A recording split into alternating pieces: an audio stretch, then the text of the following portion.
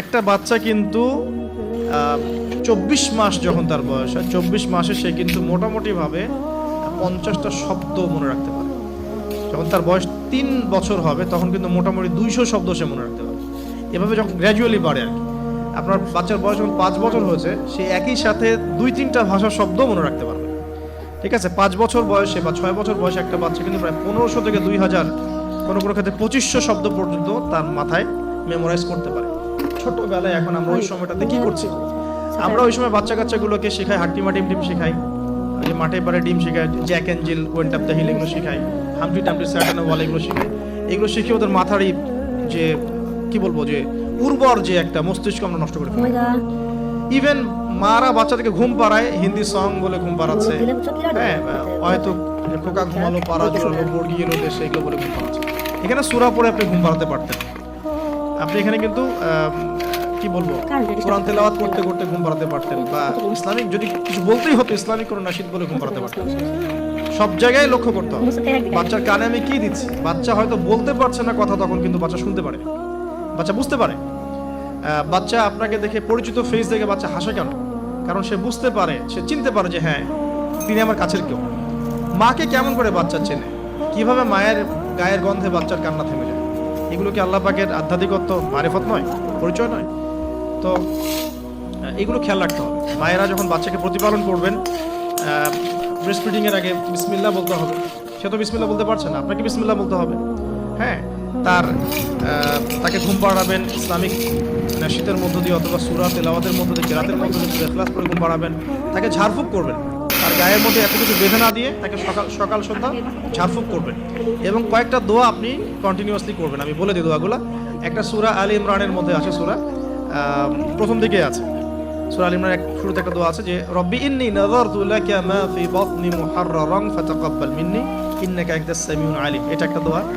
আর একটা এটাও সূরা আলে ইমরানে আছে প্রথম দিকেই, যে রব্বি হাবলি মিন লাদুনকা যুররিয়াতান তাইয়্যিবা ইন্নাকা সামিউদ দুআ। এটাও একটা দোয়া আছে সূরা আলে ইমরানের প্রথম দিকে। সূরা ফুরকানের 74 নম্বর আয়াতে একটা দোয়া আছে, রব্বানা হাব লানা মিন আজওয়াজিনা ওয়া যুররিয়াতিনা কুররাতা আ'ইউন ওয়াজআলনা লিল মুত্তাকিনা ইমামা। এগুলো আপনি করবেন।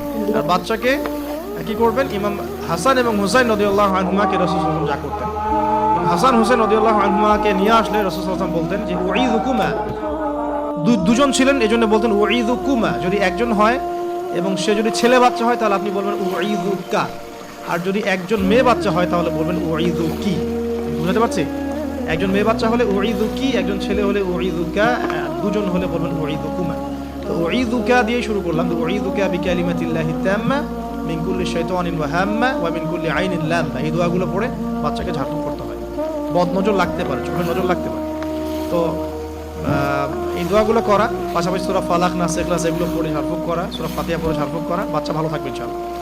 বাচ্চাকে যে ঘরে রাখবেন সেখানে কোনো প্রকার ছবি মূর্তি রাখবেন না। বাচ্চা রাত্রেবেলা ভয় পেয়ে কাঁদতে পারে, এগুলো করতে যাবেন না। ফিডিংটা ভালো দিবেন, ব্রেস্ট ফিডিং চেষ্টা করবেন। যদি কোনো কারণে মায়েদের কোনো প্রবলেম থাকে সেটা ডিফারেন্ট ইস্যু, তবে ব্রেস্ট ফিডিংটাই চেষ্টা করবেন, এতে মায়ের সাথে বাচ্চার একটা অন্তরঙ্গ সম্পর্ক তৈরি হবে। এটা বাচ্চার হক। এবার বাচ্চা যখন বড় হচ্ছে ওকে আজে বাজে কিছু শেখাবেন না। আস্তে আস্তে কথা বলা শিখবে, পরিবেশ পরিস্থিতি বোঝা শিখবে। তাকে সময় দিবেন, এক নাম্বার তাকে সময় দিবেন, তার সাথে গল্প গুজব করবেন, তাকে নিয়ে ঘুরবেন, তার সাথে খেলবেন, হ্যাঁ, তাকে আনন্দ দিবেন। আপনি আপনার টাইমের একটা অংশ তার জন্য ফিক্স রাখবেন, বাচ্চার জন্য ফিক্স রাখবেন। আর সব দায়িত্ব শুধু মায়ের উপর ছেড়ে দিবেন না, পুরুষের উপর অনেক দায়িত্ব আছে। কিন্তু গ্র্যাজুয়ালি সে বড় হবে।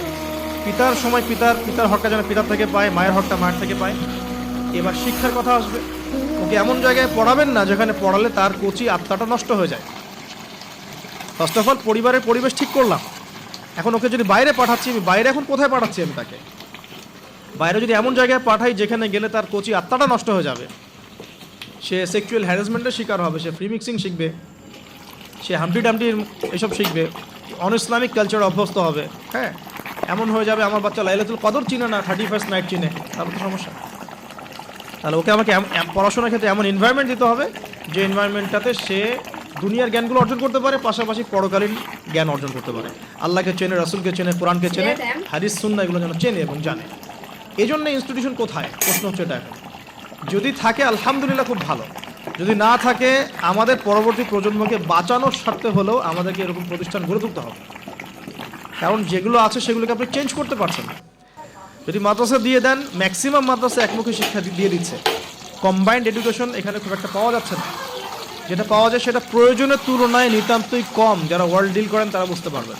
আবার সেকুলার জায়গায় দিয়ে দিলে কি হবে, সে তো ইসলাম থেকে টোটালি ডিটাচড হয়ে গেল। প্রতিষ্ঠানের রিফর্ম করতে হবে অথবা নতুন করে গড়ে তোলার চেষ্টা করতে হবে বা সিলেবাসে পরিবর্তন আনার চেষ্টা করতে হবে। এরপর যখন সে কৈশোরে যাবে দেখবেন শৈশবের বীজটা ভালো ছিল, কৈশোরে ইনশাল্লাহ আপনার বাচ্চা টিকটক প্রজন্মের মতো হবে না ইনশাল্লাহ, কিশোর গ্যাংয়ে যোগ দিবে না ইনশাল্লাহ, ওই যে 8, 9, 10 পরে সিগারেট খাবে না ইনশাল্লাহ।